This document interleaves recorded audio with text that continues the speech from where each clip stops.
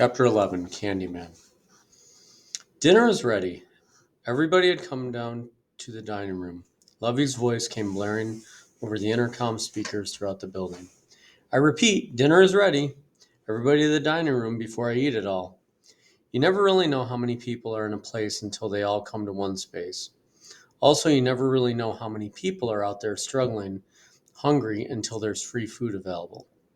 Folks came from everywhere. Men, some old, some young, some with canes and walkers, wearing busted shoes, some with shirt and tie on, and old 70s thrift store jackets. Ladies, some toothless and oversized men's clothes, and some looked perfectly fine. Teenagers acting all cool as usual, doing their best to not fit in with the homeless crowd, even though they were homeless themselves. And of course, the kids, some adorable and some badasses. As they all formed a line at the food table, me, Lovey, Carl, Rita, Maggie, and a few other volunteers all stood behind the dishes we were serving. Lovey had the turkey, I got the chicken. All right, now this is simple, Lovey said to me. Everybody who wants chicken can get a piece. Just make sure you save the drumsticks for the babies. Got it. Honestly, I didn't think it was going to go as smooth as it did. Everyone took some of everything, piling their plates up with mountains of food, but nobody was piggish about it. The only problem I ran into, which I thought was going to ruin everything, was that every single person wanted a chicken breast. Leg, wing, or breast? I asked the most interesting looking old man I'd ever seen.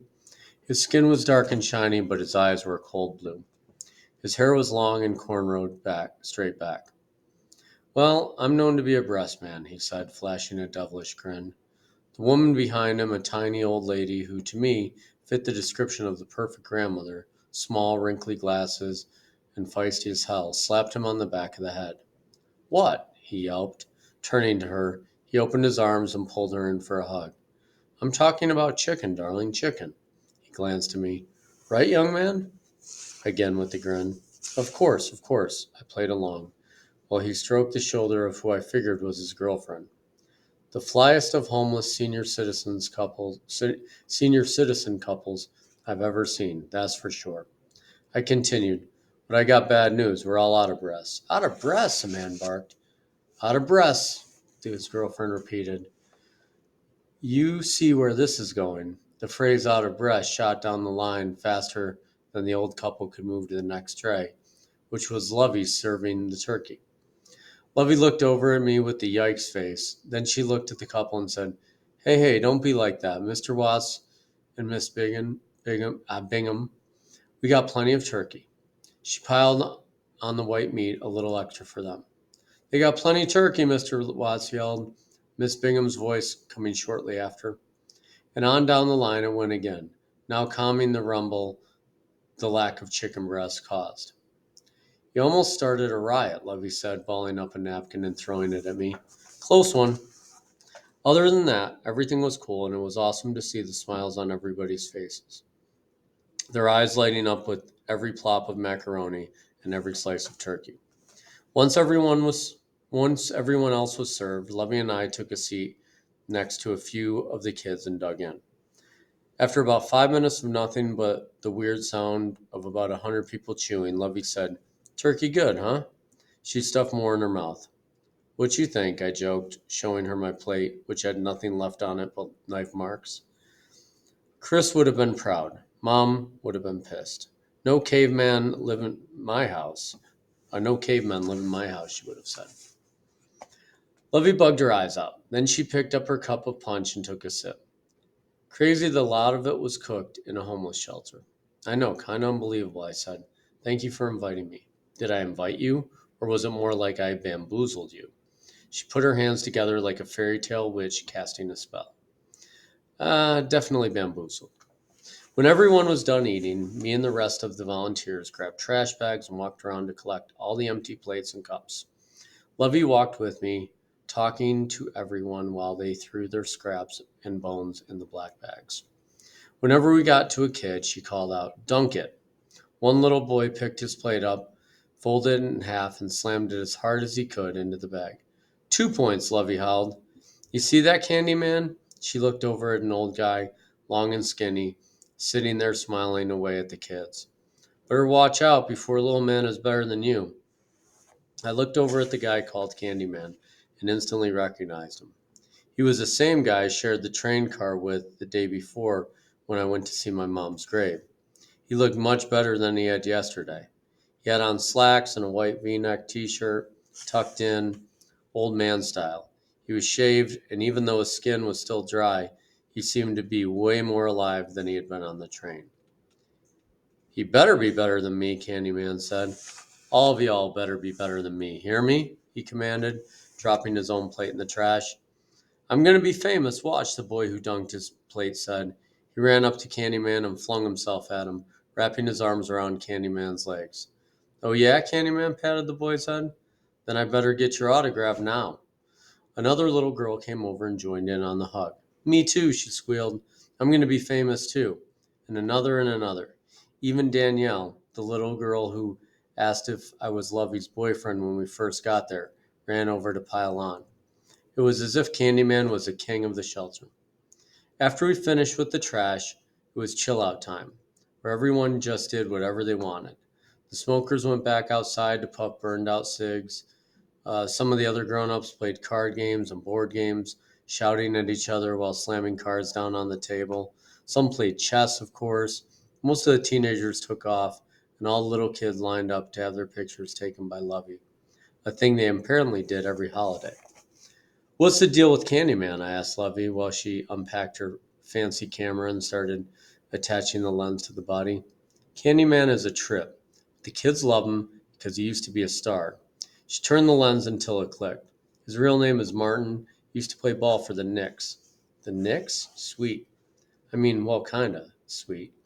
Not so sweet that he's homeless now, but still. So, what happened to him? I asked Lovey. She lifted the camera to her face and pointed it toward me faster than I could tell her not to. Snap. The flash was blinding. She looked at the photo and smirked at what I knew was robot face. Drugs, she said plainly. I was still stunned as she turned toward all the kids. I gotta try to get as many of these done as I can before the news folks get here, she said, still talking to me, but then she switched to her mom, babysitter, teacher voice. Everybody ready to cheese? All the children screamed as if she had just told them they were going to Disney World. They stood in line, practicing their snaggletooth, bucktooth, and no-tooth smiles. And what about you, Mr. Miller?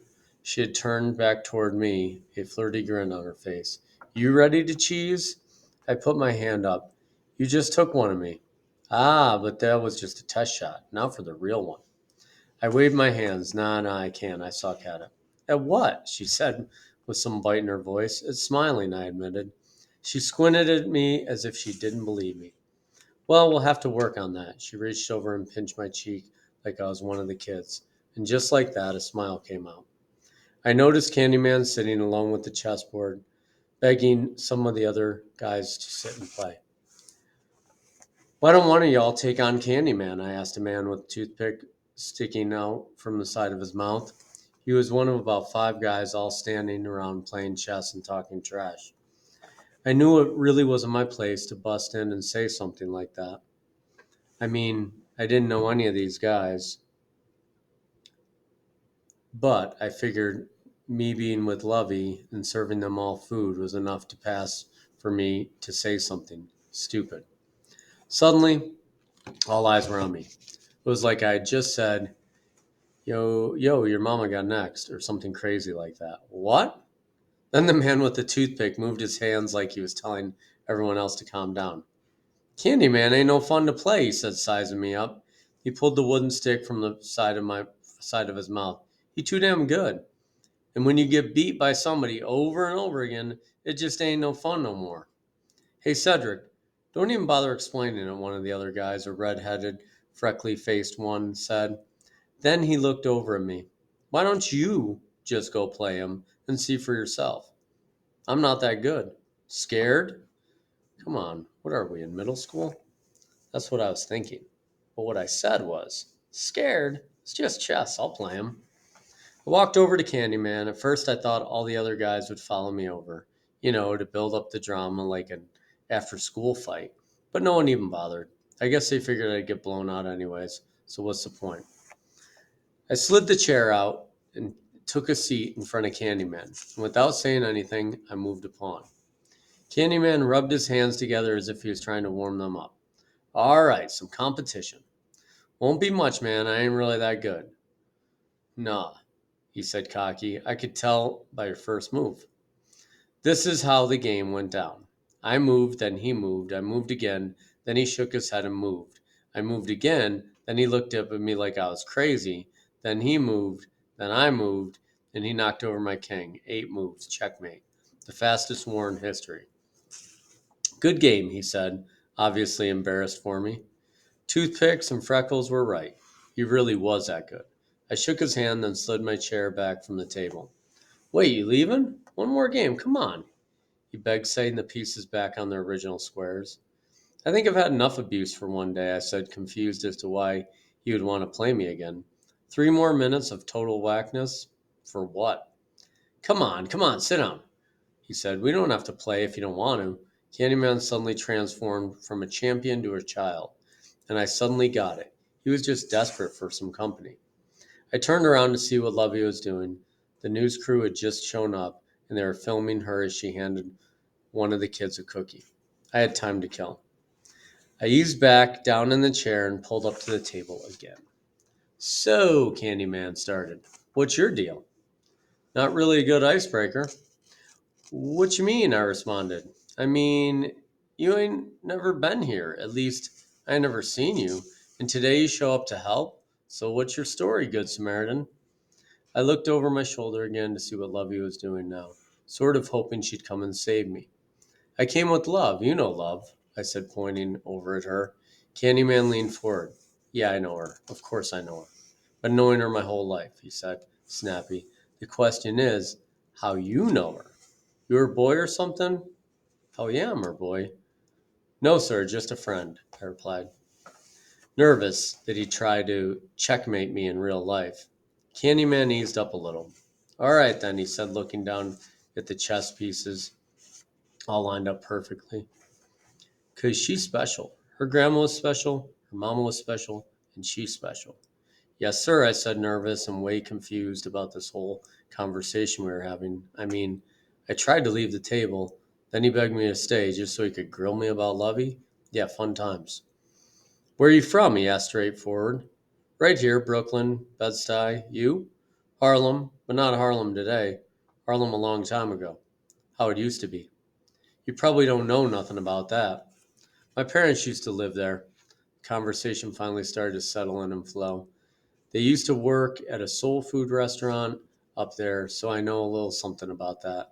Oh, yeah? His eyes lit up. Which restaurant? I never remember the name of it, but I think it was something around 135th in Amsterdam. He thought for a moment. Can't place it, but I didn't live too far from there, he said, still trying to figure out what restaurant it was. What's your folks' name? If they was uptown, I might know them, and if I don't, they probably know me. He smiled, all gums. My father's name is Jackson, I said, Jackson Miller. My mother's name was Daisy. It was Daisy. What's her name now? She passed away, I said fast, and as I said it, it dawned on me that this was the first time I had really thought about my mom since I'd been at the shelter. I looked down at the chessboard to avoid any look Candyman might have been giving. If it was a pity face, I didn't want to see it. And if it was a stupid, no big deal face, I didn't want to see that one either. Oh, he said, stuck. I'm sorry to hear that. Yeah, it's cool. So what about you? I flipped the conversation on him quickly. Didn't want to give it time to simmer and bubble. Just wanted to move on. What about me? What's your story? Love told me you used to play ball. Yeah, I used to. Played a few years for the Knicks. I heard. I tried to contain my excitement. Like I said, I'm not even a big sports dude, but actually meeting somebody who played in the pros was big. Couldn't help it. What was that like? Candyman ran his hand around along the back of his head. It was the best thing that ever happened to me and also the worst. Oh, yeah? I pretended to sound surprised. Why you say that? Now it was his turn to look down at the board. I wasn't trying to put him on the spot, but it just kind of happened. He turned the pawn on his side and spun it like he was spinning a quarter. Partied a little too hard. He gave the uh, pawn another spin. Started putting that stuff in my veins. Now he flicked the pawn away. It skittered into one of mine, knocking it over. It was like one day I was standing at the foul line shooting free throws, and the next day I was 50, sleeping every night on the street. And the crazy part is, I don't remember nothing in between. You ever been married? I asked. Candyman snapped his neck back and then started laughing. Nah, son, only thing I ever been committed to is rehab. And even that ain't work out so well. No kids? The little young ones running around here are my kids. He looked at me straight in the eyes. And Lovey. I know he said we didn't have to play another game, but I picked up the two pawns, reset them, then made my first move. Might as well. He moved after me. And this is one of our new volunteers. Lovey came out of nowhere. The smell of fruity perfume and food came down on me as she approached the table. She interrupted my next move. Not that it would have been a good one. And she brought the whole news crew with her. The guy with the big camera, the dude holding the light, the lady in the stiff suit, everybody. Hi, I'm Connie Whitlock of New York One. Would you mind if we just ask you a few questions about your experience as a first time volunteer here at Helping Hand? I looked at Lovey, and even though I always suck at this kind of thing, her face made me say yes. Damn girls. So, what's it been like spending your turkey day here at the shelter, Miss Whitlock, who my mom used to watch all the time, asked in that weird phony voice news people always talk in? Well, I started as I stood up and tried to get my thoughts together. Miss Whitlock held the mic just under my chin, like a mom holding an ice cream cone for a kid to lick. It's been cool. I mean, I've never done anything like this before, and when Love here invited me, I thought maybe I'd come and everyone would just be bummed out. Bummed out. Stupid, stupid, stupid. I mean, like I thought folks would be sad to be in such a tough situation for Thanksgiving. I went on hurriedly trying to recover. But when I got here and started helping, I realized that most of the people are kind and just grateful for a hot meal and someone to talk to. We can all relate to that. Fantastic, Miss Whitlock exclaimed, like she was reading it off a cue card. And there you have it, folks. Love Brown, the granddaughter of Gwendolyn Brown, has taken the baton and keeps the giving tradition alive here at Helping Hand Shelter. I'm Connie Whitlock, and from all of us here at New York One, have a happy Thanksgiving, everyone. Now back to you, Carla. The guy holding the big camera said, Clear, and then Miss Whitlock and Lovey shook hands and talked a little longer as I dropped back into my seat to continue with the whooping that was taking that was waiting for me by Candyman. I moved my own knight. Candyman moved it back, moved another one of my pawns. Then he looked at me and said, I just want it to last a little longer. Ouch. Then he moved his knight. Take it easy on him, Candyman. I don't want you to beat him so bad he's too scared to come back down here. Lovey was interrupting again. This time by herself, the news people had left. She propped her camera up to her face for a shot of the chessboard. I like him, so don't scare him off. She flashed a smile as she turned the lens, zooming in and out. Candyman gave his best cheese back. I'm taking it easy, he assured her with a wink. Good, because you don't want me to sit down at this table. Candyman leaned toward me. She's the only person here who ever beat me. Then Lovey leaned toward me. That's because I'm the only person he lets win. For another hour, Candyman went on and on, telling stories about Lovey and how she was when she first started coming to the shelter with her grandmother. He talked about her big brown penny eyes and how even though she was adorable, she was tougher than most of the boys. Man, she'd have holes in all in her little jeans, and her knees would be bleeding because she was outside wrestling with the boys, Candyman remembered. But she wasn't no baby. She was tough and she never cried. Never. The boys, though, forget about it. They'd be boo-hooing all over the shelter until Gwen came and gave them hugs and whatnot. This was, I think, the third story. The first one was about Lovey, how Lovey would growl at boys like a wolf or something. That one was funny. And the second one, Candyman was laughing so hard, I couldn't understand what he was talking about. But I know it had something to do with boogers. Lovey gave Candyman a terrible look. Why you always gotta tell these stories? That's why I let her win, son. He totally ignored her. Because truth is, I'm scared of her. Candyman, she yelped, and punched him lightly in the arm. He hooted and held his arm, hollering about how he was thinking about trying to go back to the NBA, but now she'd permanently injured his arm so he couldn't. Then he reached for her and pulled her in tight for a hug, like the kind that fathers give daughters or mothers give sons. Then I shook his hand and told him it was nice to meet him. Good to meet you too, son. Matthew, Lovey reminded him. Yeah, Matthew, he said, pointing at me. The night was perfect for a walk. The sun had gone down just behind the brownstones, making it seem like all of Bed-Stuy was glowing. And it was crazy warm for the end of November.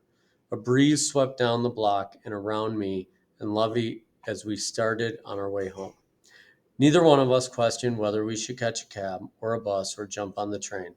It was obvious. Walking was the only option. Bummed out? Lovey started teasing. I knew she was too quick to miss that slip up, and something told me I was going to pay for it. Bummed out, Matt? She exploded into laughter. I can't believe you really said that. You threw me into the fire. I didn't know I was going to be interviewed. You set me up. I threw a fake glare at her, but that only made her laugh harder. But I got her to ease up as soon as I asked if that's what she sounded like when she used to howl like a wolf when she was a kid. Hey, watch it, she said, wiping tears from her eyes. Okay, but seriously, is Candyman always that funny? Martin Candyman Gandry is a trip, Lovey said. She made air quotes when she said Candyman. You caught him on a good day, a sober day. Sometimes he's all there, and sometimes he's not. Martin Gandry? Where had I heard that name before? What? Lovey asked. Nothing. Just feel like I know him. Please, everybody thinks they know that dude, Lovey replied with some snark. Yeah, I bet. I mean, he used to be famous. Might have heard his name somewhere. I continued.